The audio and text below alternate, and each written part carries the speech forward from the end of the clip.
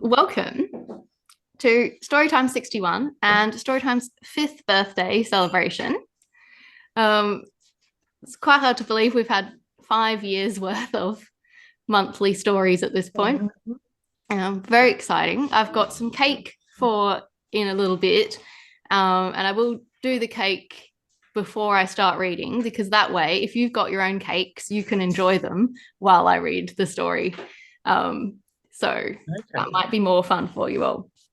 But I thought we might do first our little game that we've done for the 5th birthday celebration, which is, for those listening retrospectively, we've got a scenario, which is that all of our characters are on a camping trip. They've been out on a walk and a storm has rolled in and kind of ruined it. And so I invited our regulars and our patrons and all those who support Storytime, if they wanted to choose a character and do a little written or video response to this situation. But I'm actually going to start with my one. And the reason I start with my one is because it's not very uplifting, actually. I've done Wombat. And as we know, I'm not very nice to Wombat. And the situation of a storm is not really great for Wombat. So obviously he's not going to fare very well. So this isn't a very happy ending. It's a bit of a sad little clip from the point of view of Wombat on this camping trip. And I think everyone else's will be a lot more fun. So I'm going to play this one first.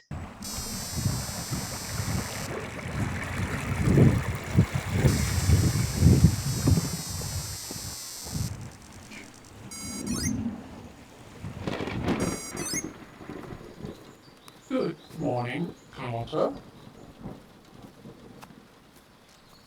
Good morning, Carter.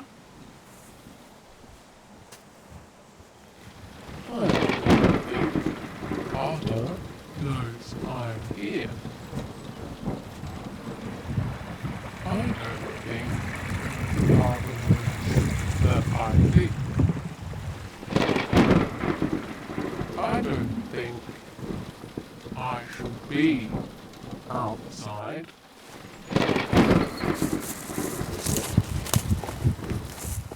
I don't think.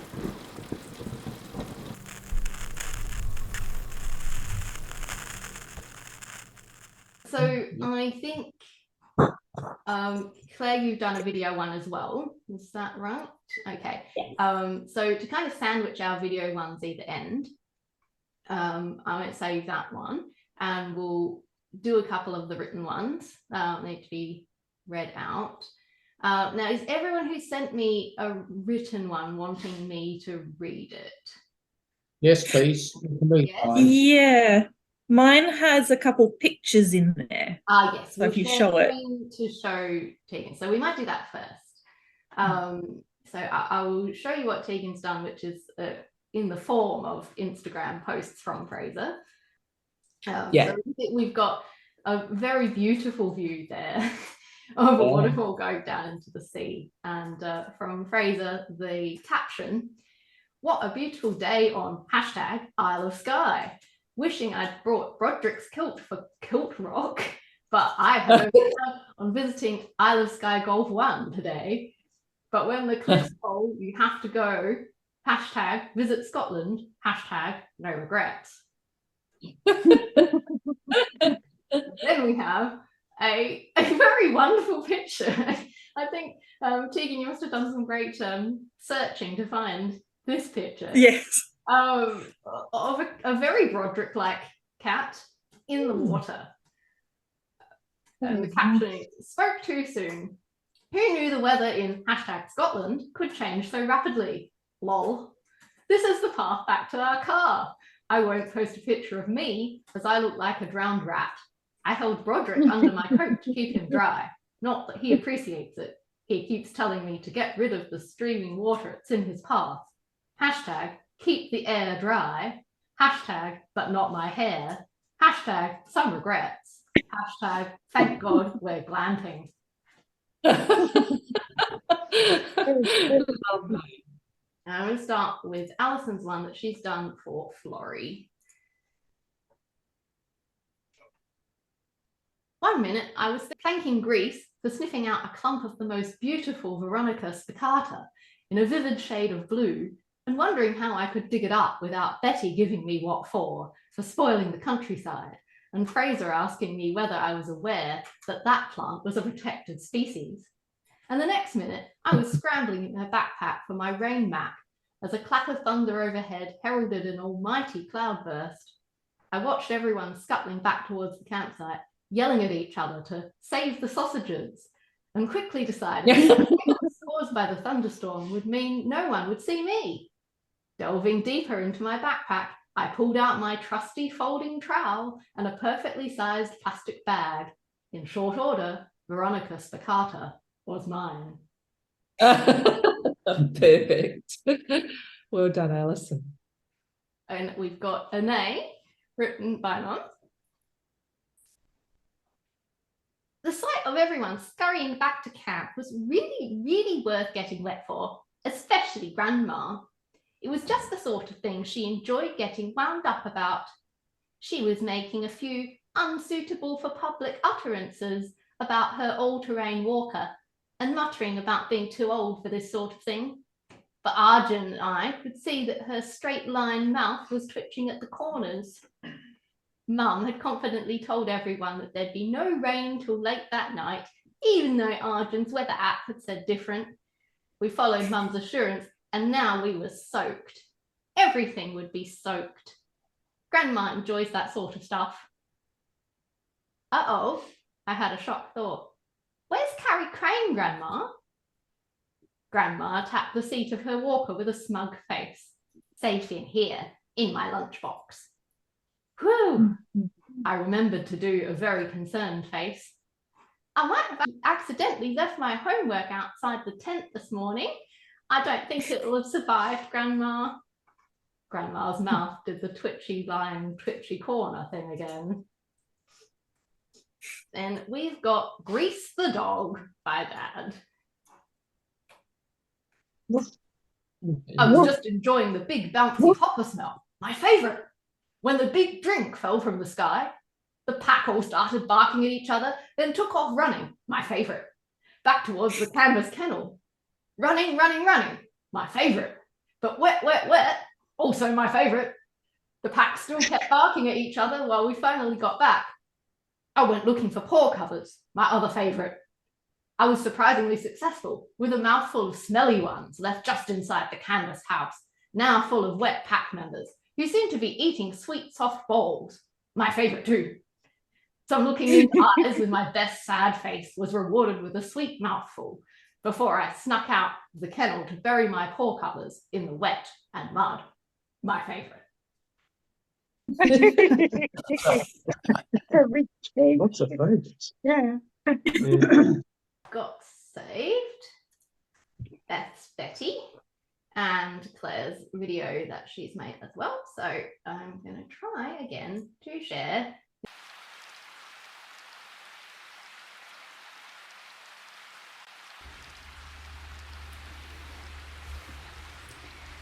I told you so. The air started doing that buzzy thing it does when it's unhappy. You know, suddenly there's this silence. I like that bit. But then everything starts to hum. And now all this whooshing and squawking. The birds are more sensible than us, off to somewhere warm and dry. But what a racket they make. They sound how my brain feels. And I know we've got to sort out the camp, but I wish everyone would just stop squelching. Has anyone seen my headphones? And Betty. Well, come along, young man. Pull your socks up. It's no use whining over wet wellies. What? Me? Of course I can handle it. It isn't as if I hadn't been wet before. Haven't you seen my Instagram? I'm 96 years old, and I've coped with roller derby and surfing. Not going to let a spot of rain cause a problem. It's your backbone. Well, you can go home if you like, but Barb and I didn't put this tent up just to pull it down again before we've even taken selfies in it.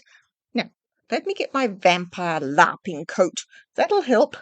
And when I find the thermos, we can all have a good cup of tea. Lucky we brought that newfangled plug-in esky with us, right, Barb? It's in the boot. Come on, you young chickens. A bit of assistance to get it out wouldn't go astray. I'm having a tad of trouble with my bung knee. And nay, my love, take off those blasted ear thingies so you can hear what's going on. I can't be done with wimpy grizzlers. You talked us into this, and, well, now I'm telling you, if you can't cope with a little flood, I'll be uploading photos of the whole lot of you bedraggled rascals.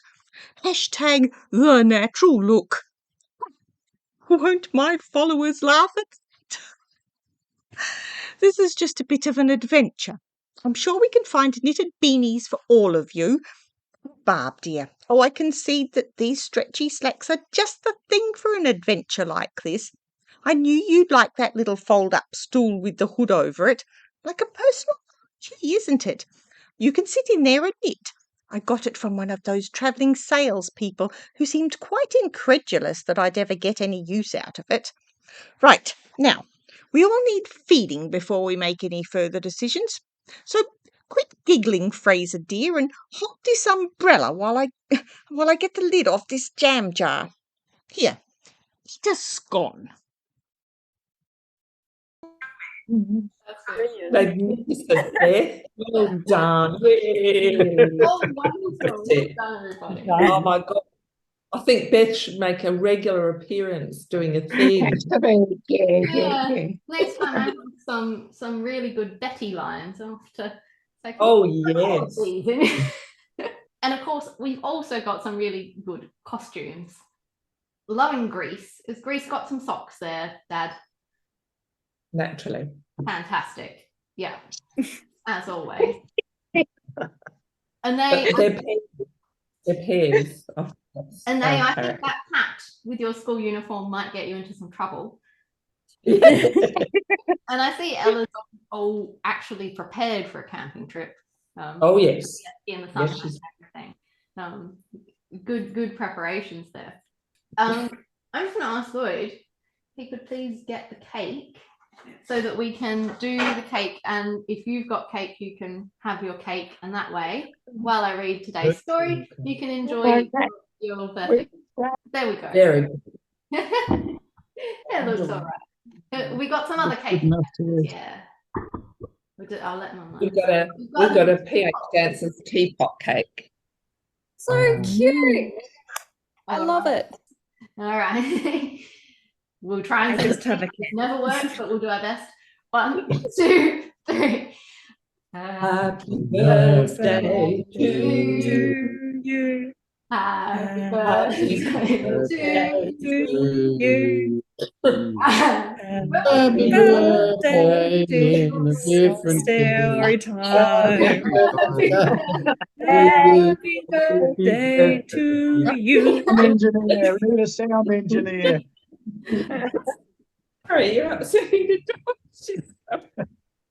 Is Reba helping you? Okay. So we'll go into today's story now.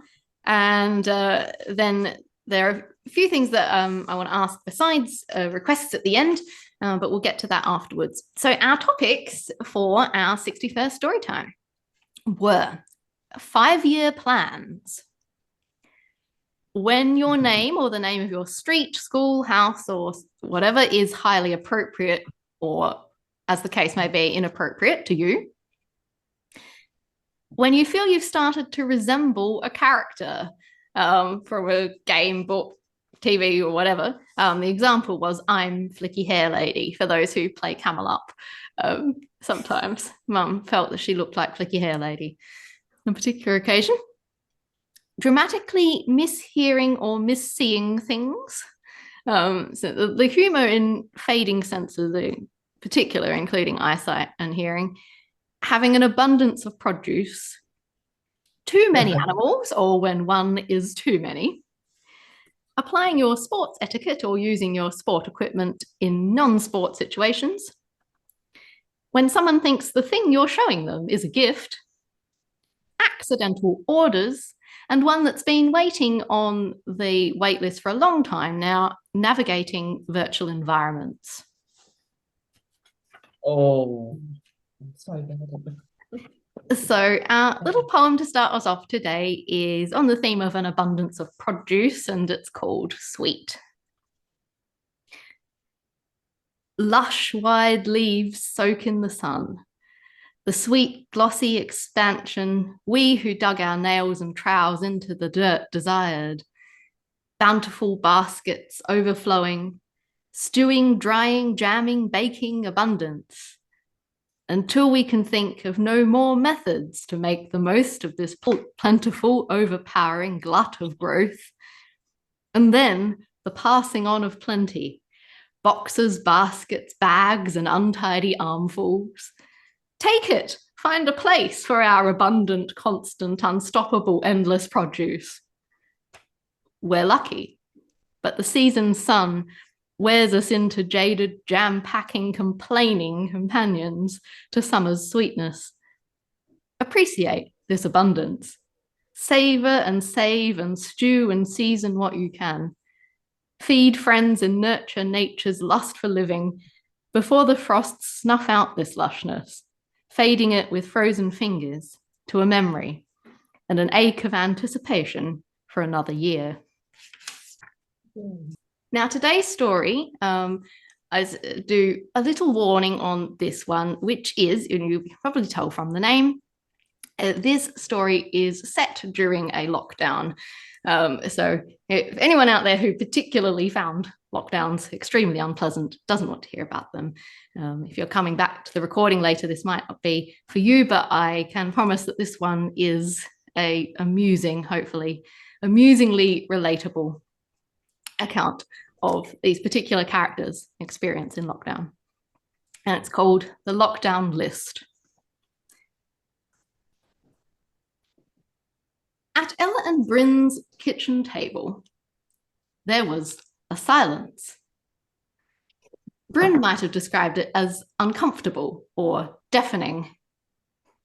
Ella would have described it as not, in fact, silent at all, due to the presence of her own breathing, Bryn's cross sighing, the humming of the refrigerator, and the whir coming from the digital radio, a sound that Bryn claimed was inaudible.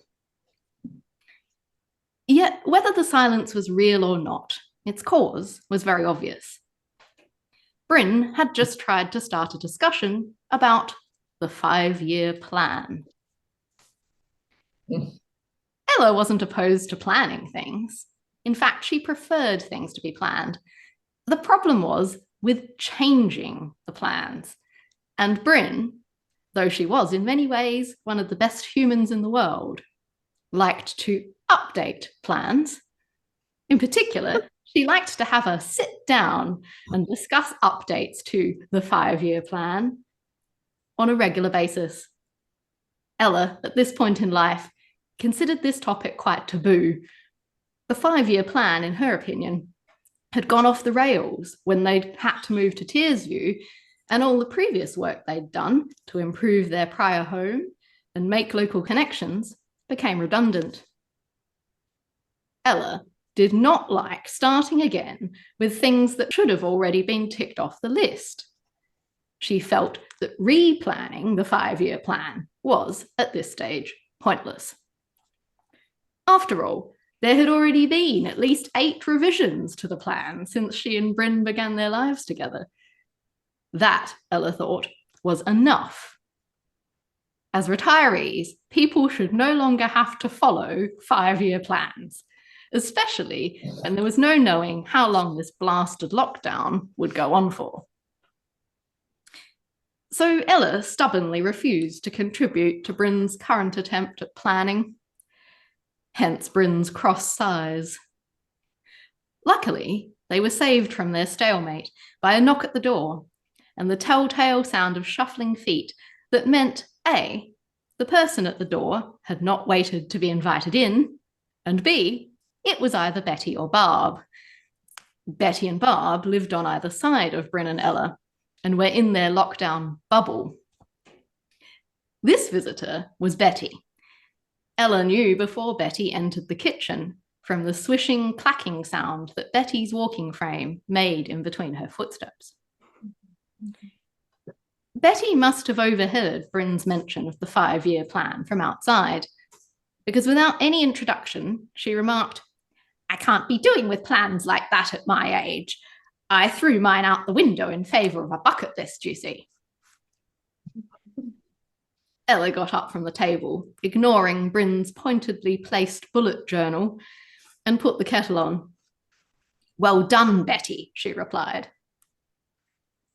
Betty parked her walking frame beside the table and sat down opposite Bryn, placing the paper crane she carried everywhere beside her folded hands on the tabletop. She and the crane sat expectantly, watching Ella. This meant that Betty wanted a cup of tea and was preparing to take a photo of the paper crane with her cuppa for Instagram. Betty was older than Bryn and Ella, in fact now approaching her 99th birthday. But she was not a very typical 98-year-old. Her popular Instagram was only one of Betty's rather modern characteristics, which also included live-action role-playing, or LARPing, and on at least one occasion, playing roller derby. Ella got Betty her tea and sat back down next to Bryn, pointedly closing the book with the 5-year plan in it. "You know what we should have instead of a 5-year plan or a bucket list," she ventured. The other two elderly women eyed her suspiciously and waited. "A lockdown list," Ella persisted. Bryn frowned. "A dropout kiss?" Ella snorted. "You know how you've been accusing me of making up the sounds that I hear, Bryn dear." "What?"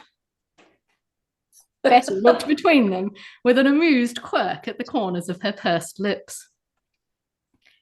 "I think Ella is suggesting making a list of things we want to do before this blinking lockdown ends, Bryn." She arranged her paper crane on her saucer and squinted as she held up her phone to take a picture. "It would be rather like a bucket list, in that we don't really know when lockdown will end, so we should just do all the things on it at the first opportunity." She now began zooming in on her phone screen so that a lot of scrolling around was necessary to do whatever she was doing. "Oh, dash it, what have I clicked on now?" She squinted again. "I like that idea, Ella." Ella smiled. Usually she and Betty didn't really see eye to eye. Betty liked to be spontaneous in a way that meant going into noisy settings Ella didn't have a chance to prepare for. She also liked to knit, a hobby which Bryn shared and which Ella made her go and do at Betty's house to avoid the wretched clicking of the needles. It was nice to see Betty pleased with something she'd said for once, instead of frustrated and looking at Ella like she was a total party pooper. Betty, at this moment, however, was gazing intently at the kitchen window and looking quite alarmed. "What?" asked Ella, turning to follow the direction of Betty's anxious eyes. "I can see someone outside your window," Betty hissed. "The spitting image of Mrs. White from Cluedo." Bryn turned around in her and winced as she twisted her back. Then she laughed. "Betty, I think that's your reflection." Betty squinted. "Is it?" Bryn smiled. "Yes, dear." "Do I look like Mrs. White?" Betty began patting at her hair, on which she was today wearing a white clip-in flower. "I think it's probably just the white flower you've got looking a bit like her bonnet," Ella told her. Betty shook herself as though spooked, removed the flower, and took a big sip of her tea. "Well," she said eventually, "if we were all to make a lockdown list, what would you put on yours?" Ella thought about it. "Growing our own vegetables, definitely. Everywhere we've lived, we've intended to get a proper garden going, and every time it just doesn't end up being a priority." Out of the corner of her eye, Ella thought she saw Bryn surreptitiously lift the cover of the bullet journal and tick something. She pretended not to notice. What about you, Betty? Betty tapped something on her phone screen. I would like to reach 10,000 Instagram followers, she mused. But it might be a challenge. Carrie the paper crane doesn't have such interesting adventures right now. She had another sip of tea, leaving a coral lipstick imprint on Ella's favourite blue patterned teacup. Although people on the internet are unusually interested in my daily cuppa musings. She leaned in conspiratorially. I think they're all very bored. Youngsters nowadays don't know how to make the most of a situation, do they? Ella shook her head, despite knowing that Betty probably considered her and Bryn youngsters just as much as she did the teenagers in her LARPing group. I'd also very much like to get the hang of moving around in those confounded computer environments, Betty was saying now. The city LARPing group have started playing online, but I always seem to find myself upside down with a view of some tree roots or down a drain or something. It's not very becoming for a sophisticated senior vampire. Bryn snorted. Those are often jolly confusing. Do you remember that Portal game everyone was playing in our early uni days, Ella? Made me seasick just to watch. Betty picked up her phone again. My young friend Fraser wanted me to go to a virtual house viewing with him last week. They'd done a lovely job, apparently, of creating a computer version you could walk through. Not that I would know, of course, because no matter what I did, I always ended up in the garden shed. Held up her phone with some pictures of the house. Fraser wanted to know what I thought afterwards. I said, very nice, if you like to keep your shovel and weed killer in the entrance hole. I don't think he understood. He probably didn't even see the garden shed. Bryn and Ella chuckled. Just then, Betty's phone lit up and buzzed, and a picture of a large, cross-looking, fluffy grey cat appeared on the screen. Oh, smiled Betty, speaking of young Fraser. She swiped the call open. Fraser appeared, standing in a fancily furnished living room, wearing shorts and brandishing a fencing foil. Behind him, on a cushioned mahogany armchair, sat Broderick the cat, who was glaring. Hello, Fraser, Betty waved. Fraser waved back at them with his sword hand, the tip of the foil wiggling dangerously close to the camera.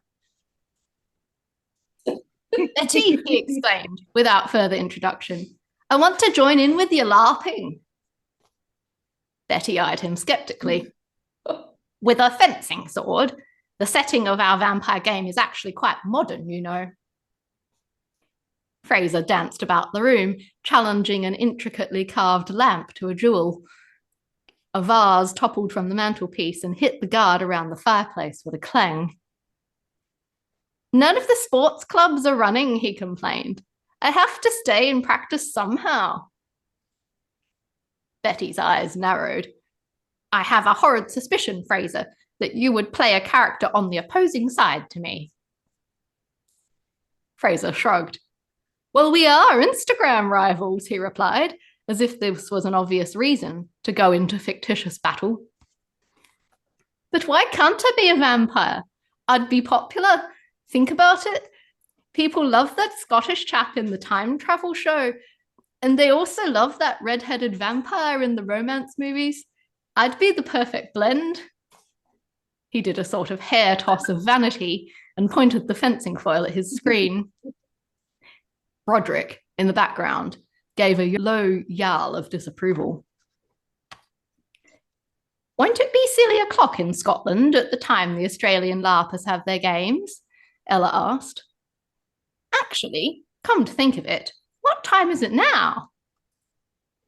Fraser flourished the foil. 4 a.m. Don't ask me what day it is. Time doesn't matter anymore. Broderick looked as though he very much disagreed. Betty pursed her lips. Well, all right. but you'd better play one of my allies. Fraser bounced closer to his camera and grinned. Where did I get some fangs? Later, after Fraser had promised to go to sleep, and Betty had gone back to her house to await a parcel containing knitting wool and a webcam, Barb appeared in Ella and Bryn's kitchen.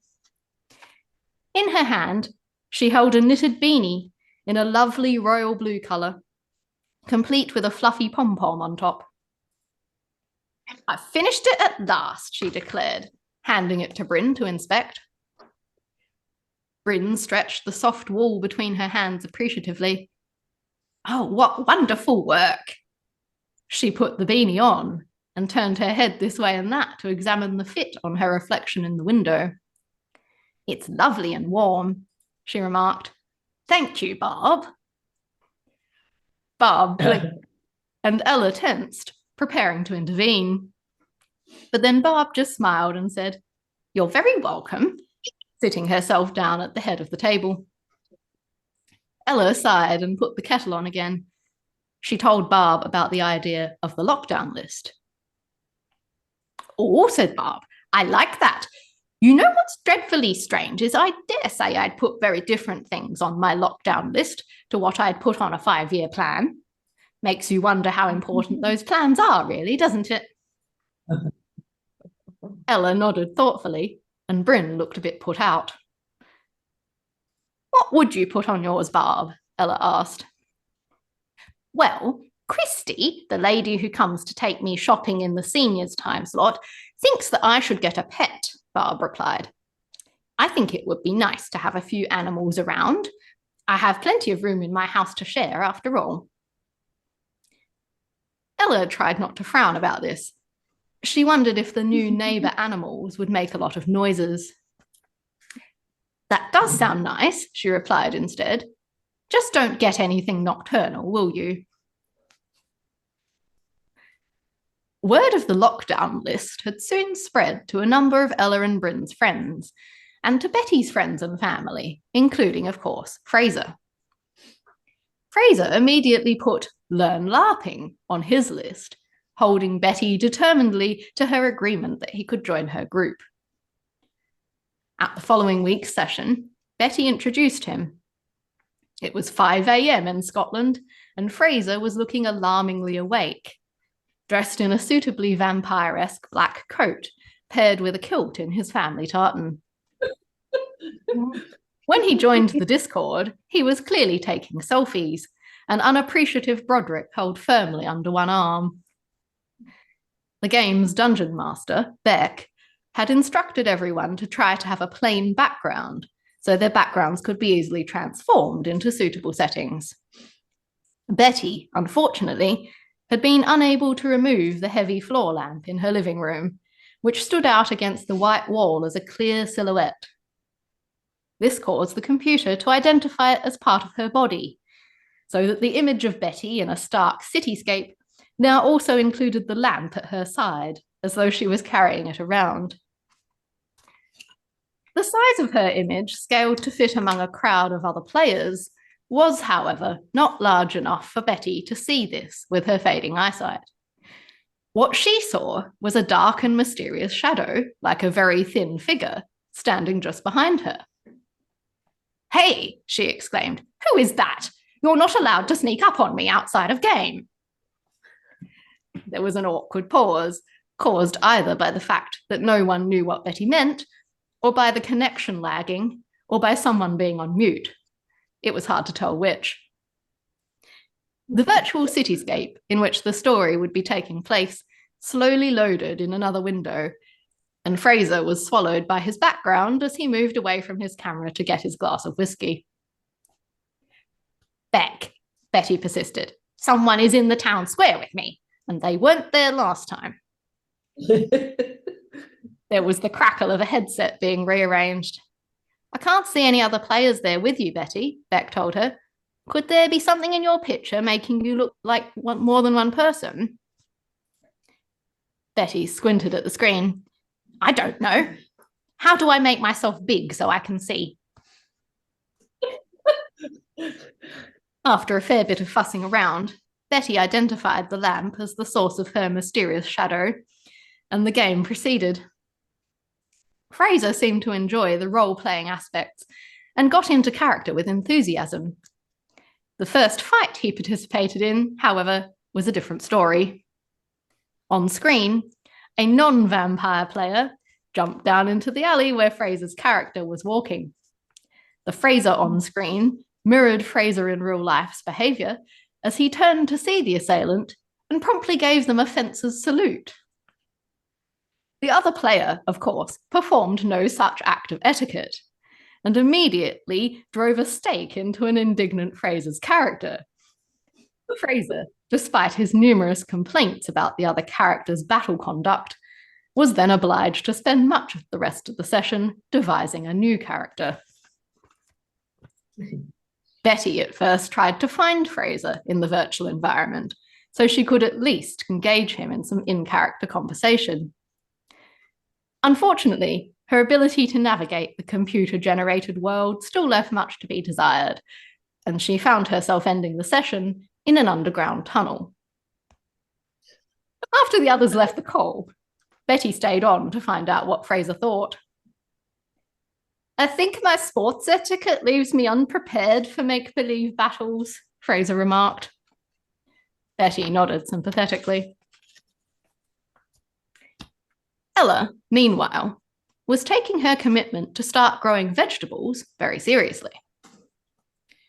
The kitchen table in Ella and Bryn's house was no longer an easy place to sit for a cuppa, as it was covered completely in seed trays in which Ella had little plants at various stages between germination and readiness to be planted.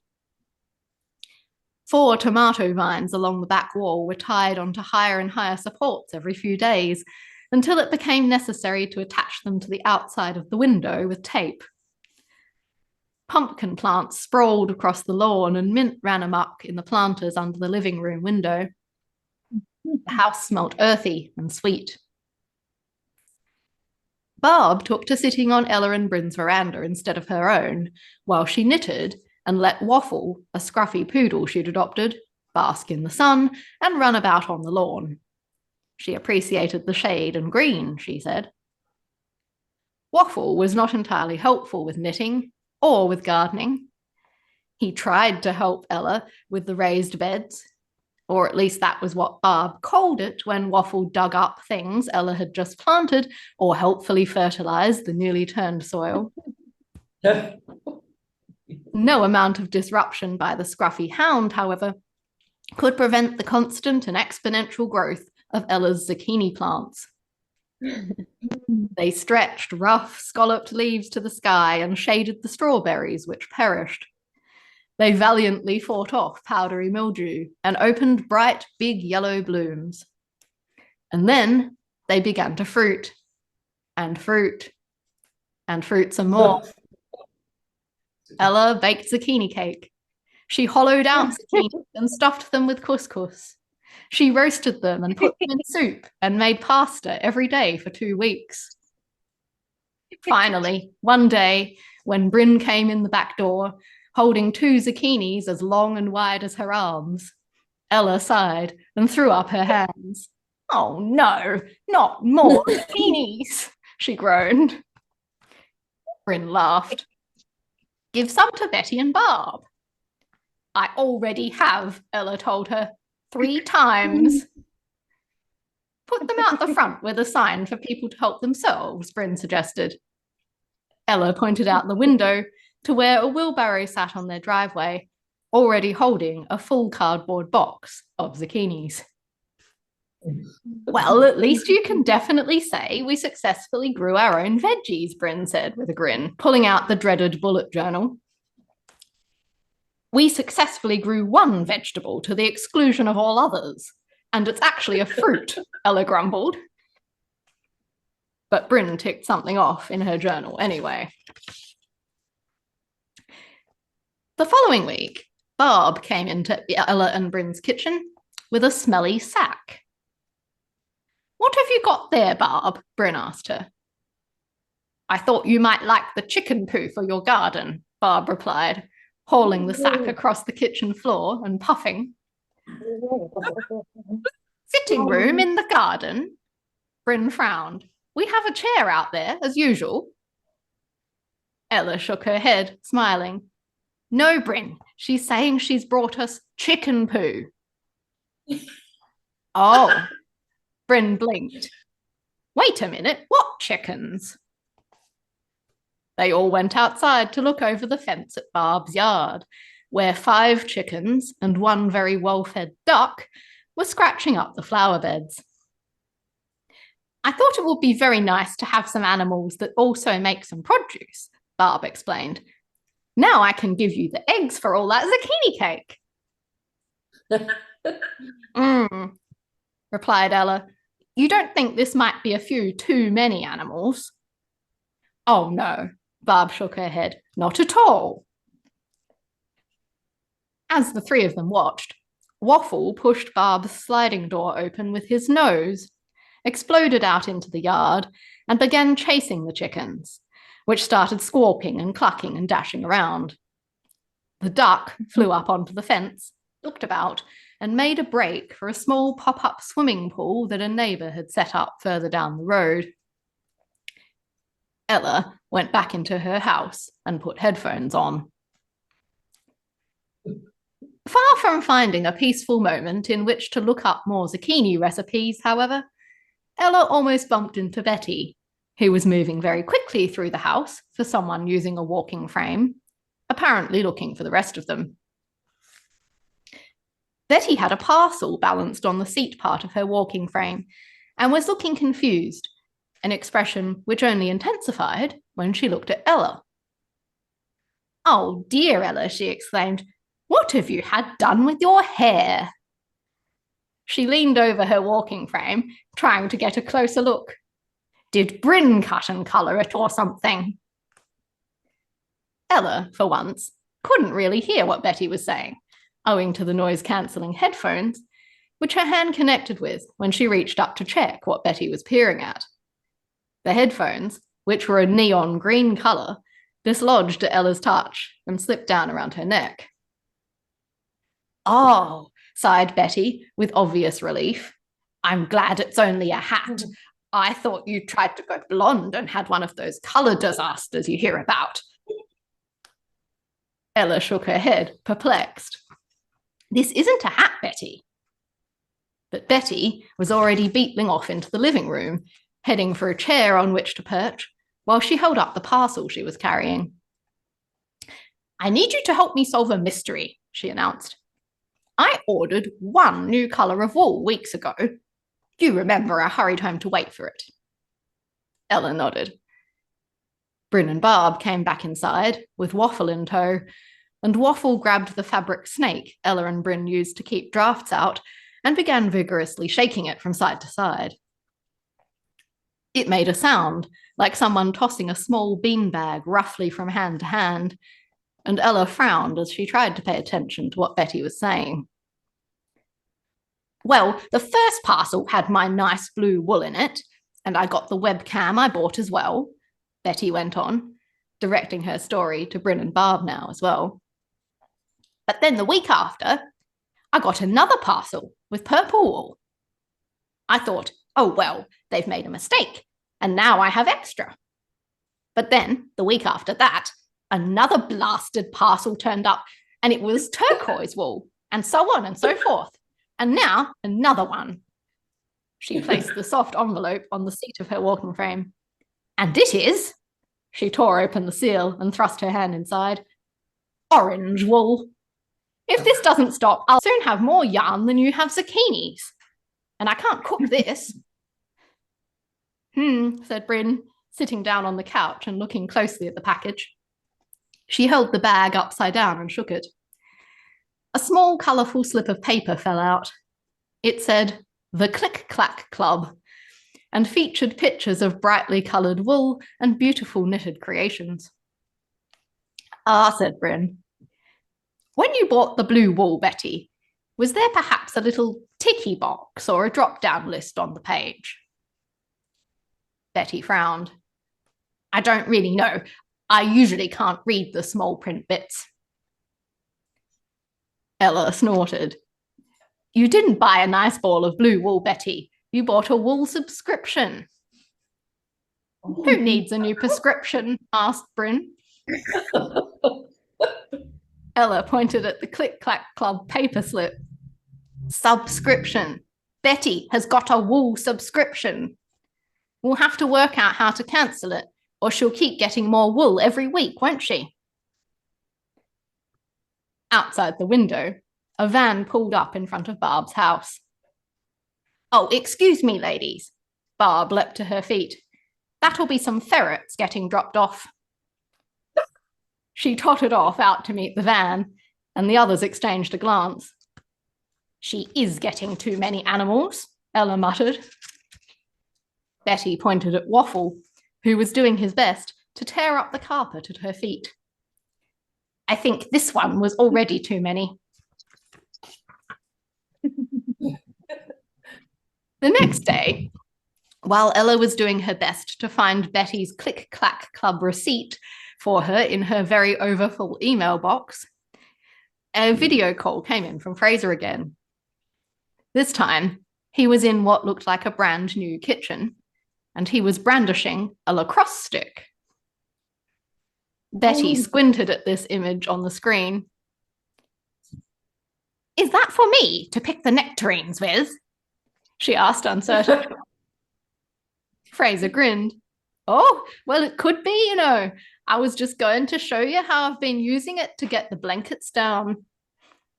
He reached up with the stick to what was probably a high cupboard off screen, and presently an avalanche of thankfully soft things came pouring down to land on and around him.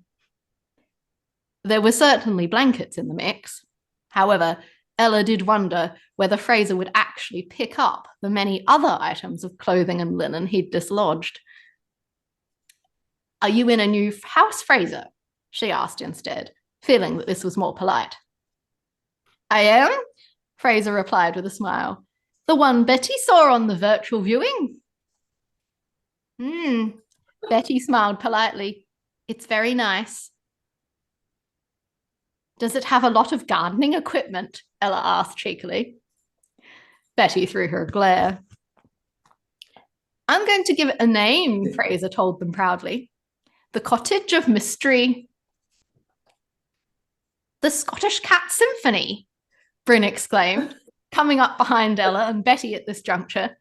What a wonderfully appropriate name. Broderick is the sort of cat who deserves a symphony. No, started Ella. He said, that's perfect, Fraser interrupted. The Scottish Cat Symphony Lodge. He scrambled about, probably looking for a pen or his phone. You know, Bryn remarked, perching on a chair to one side. I've always wanted to name our house. Ella pondered this quietly for a moment. What could we call it? Temple of Sound, Betty chuckled. Bryn frowned at her. That's not silly. The perfect sound. She glanced at Ella. Ella didn't bother to correct her this time.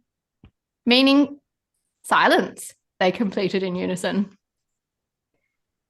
And so, that weekend, Ella, Bryn, Barb and Betty sat in the Perfect Sound cottage, surrounded by small vegetable plants, zucchinis, animals, and piles of knitting wool.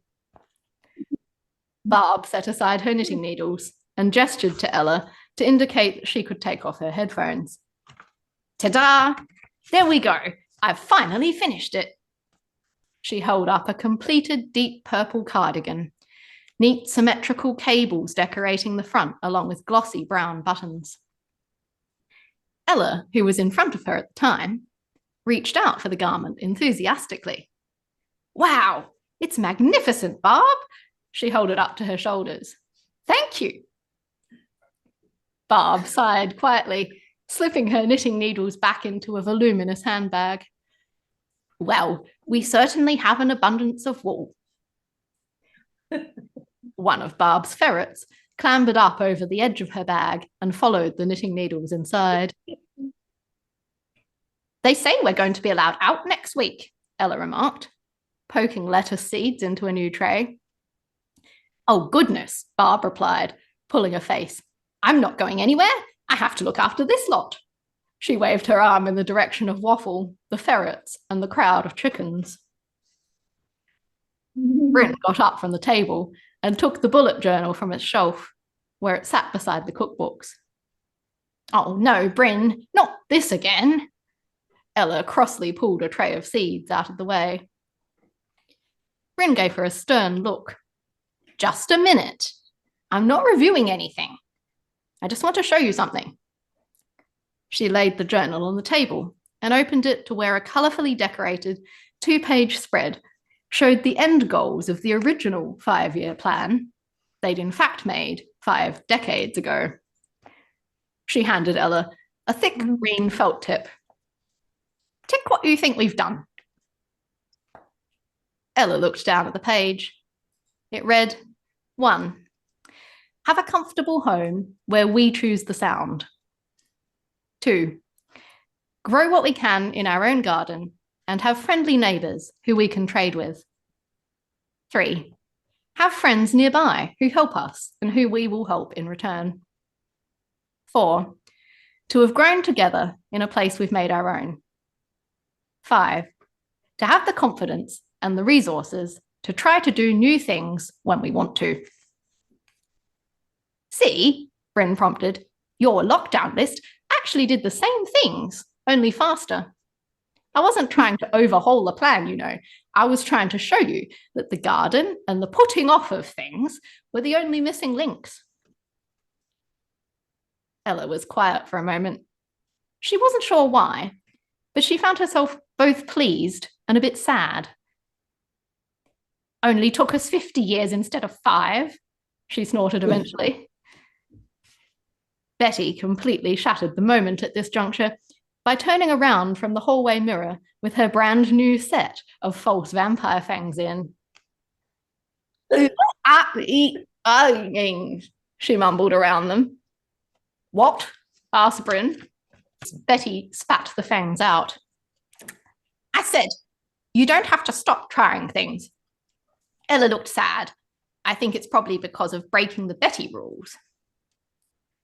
Bryn's eyebrows made a wobbly line. The Betty rules. Am I mishearing again? No. Betty started making some sort of adjustment to the fangs. The Betty rules are something I made when I retired. One of them is, just because something is finished doesn't mean that it's over. Barb looked up from her cup of tea. That's a very wise and sage thing to say, Betty. She pulled her knitting back out of her bag, and the ferret came with it. What are the other Betty rules? Betty put her fangs back in and turned to look at them all with a toothy grin. Ah, she said, to find that out, you'll have to go on a few more adventures with me yet. Oh, Ella raised a skeptical eyebrow. At 98, Betty, are you sure you want adventures? Betty winked at her, pulled something out of her walking frame basket, and donned a pair of virtual reality goggles. What makes an adventure depends on who's going on it. And I told you, Ella, this chapter of lockdown adventures might be finished, but that certainly doesn't mean anything is over. Very nice. Very, very. Beautiful. Okay, Yeah. do we have any requests for the April story, first of all? Well, I have one I based on the last couple of mornings, Yes. and it's about not taking your sneakers off before you remove your jeans. Never do that. You know how you think you'll be quick and you go, oh, Yeah. look, I'll leave my sneakers on. Don't do it. It really isn't worth it. Yeah. I did that.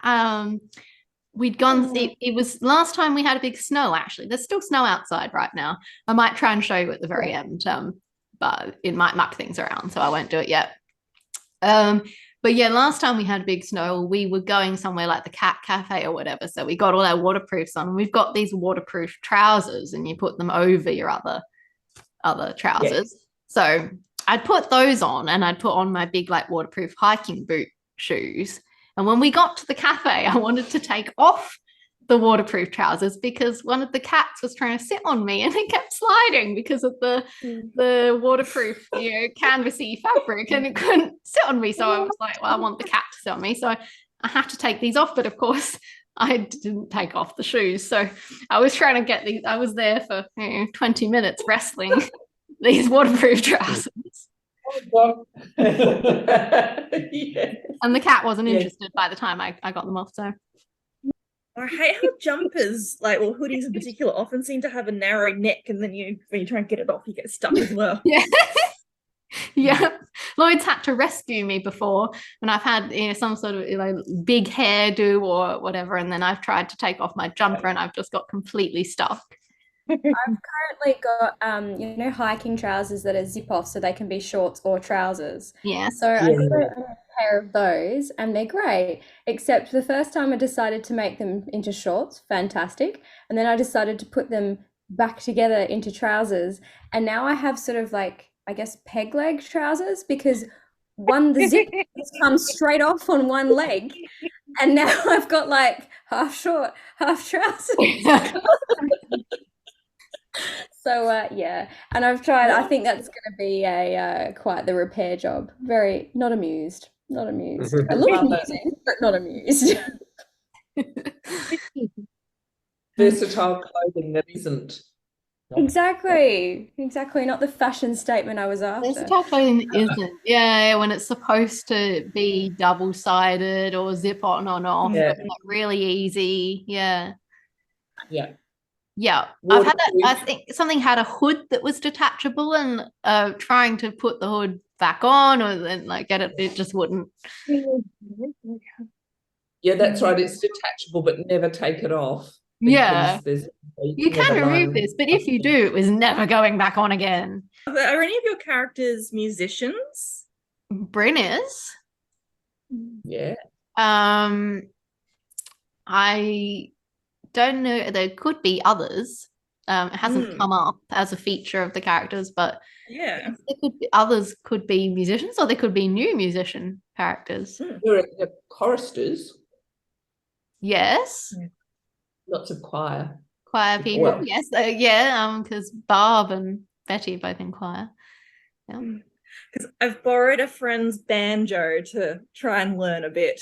Um, I was thinking about how it's not really a cool modern instrument, but I'm like, it'd be cool if there was a cool banjo player. Like they're in the rock band or something. Yeah. Or it's just like a cool rocker pop musician. Yeah, I mean, they don't necessarily have to be a rocker, but just they're really good, and people just they're in some kind of you're like, yeah, that guy who plays the banjo. Okay, so like a popular musician who plays a traditionally not so popular instrument, like a banjo or something. Recorder. A recorder. Recorder. Yeah. A recorder. One of those. The accordion's one of the most feared and vile accordion. Oh yeah. Oh, that would be interesting. I like them, but they are renowned. All right, so we've got a couple of things then. So we not taking off your shoes before your jeans, and maybe a similar the thing when you do it with your jumper or whatever. If it's just clothing that you can't get it off over the other things you're wearing. Those comical angles. And then the musician who plays banjo and is actually a well-known, popular or similar. Any other? I'd quite like Arjun to make a reappearance because you'd like Arjun, okay. He's rather fun.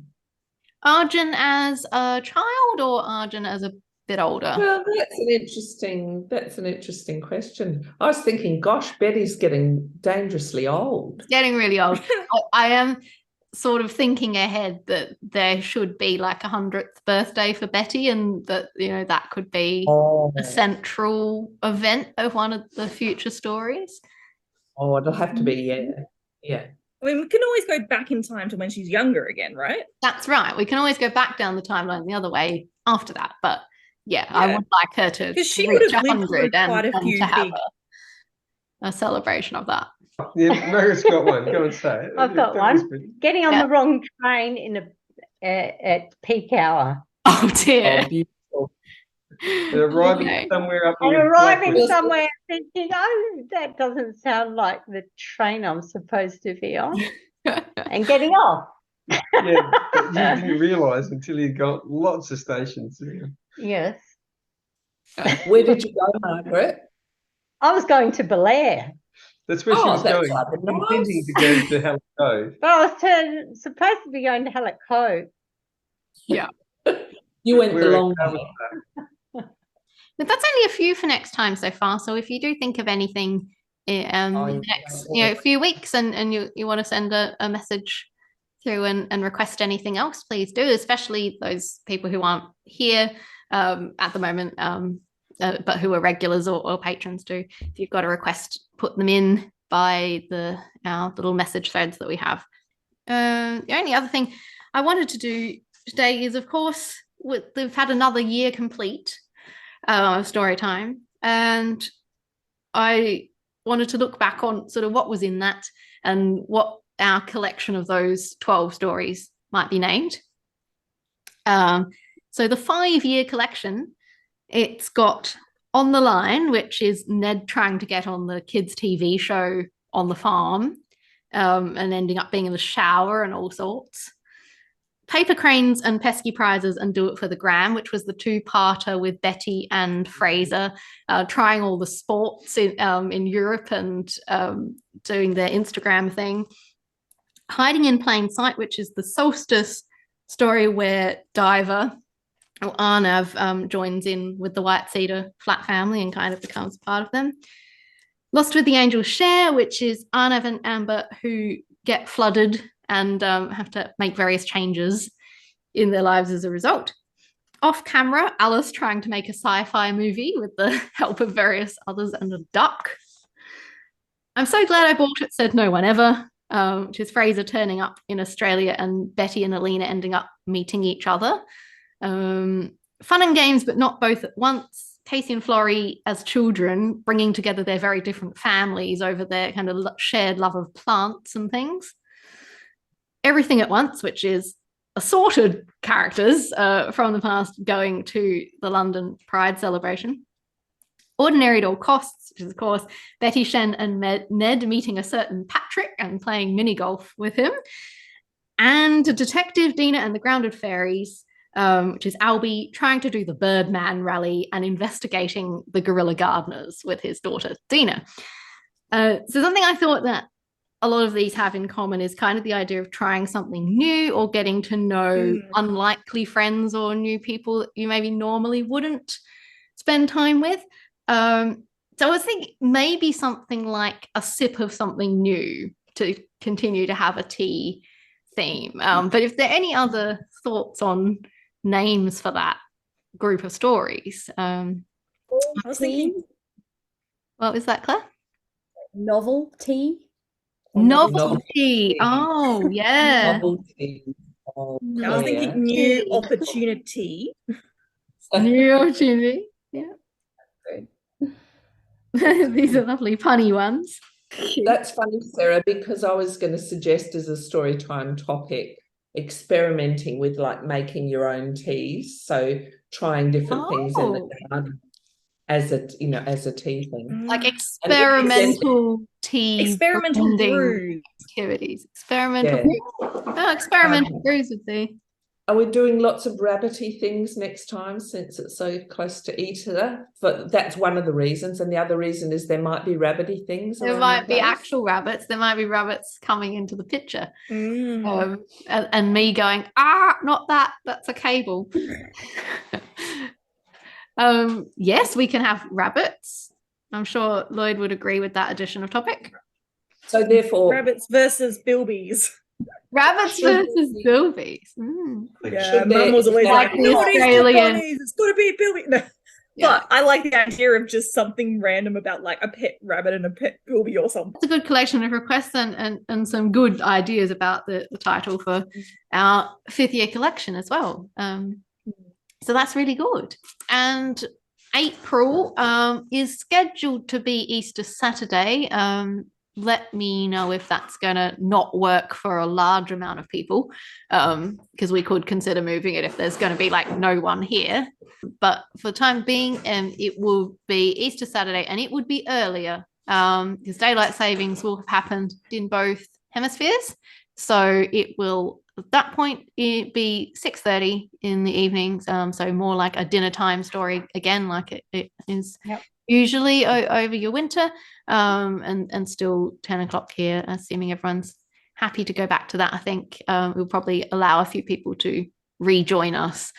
So 8th of April at 6:30 Adelaide time, unless I hear otherwise that everyone's got things on. Any further requests, just send them to me, and look forward to doing that. And I think that's it. So thank you all for joining me to celebrate the birthday edition. I hope you had fun, and thank you for all your contributions as characters and your dress ups and getting into it. And I'm going to go and have some of my cake. Okay. Well deserved, Sarah. Thanks. Thanks very much, Sarah. Yeah. See you. Thank you.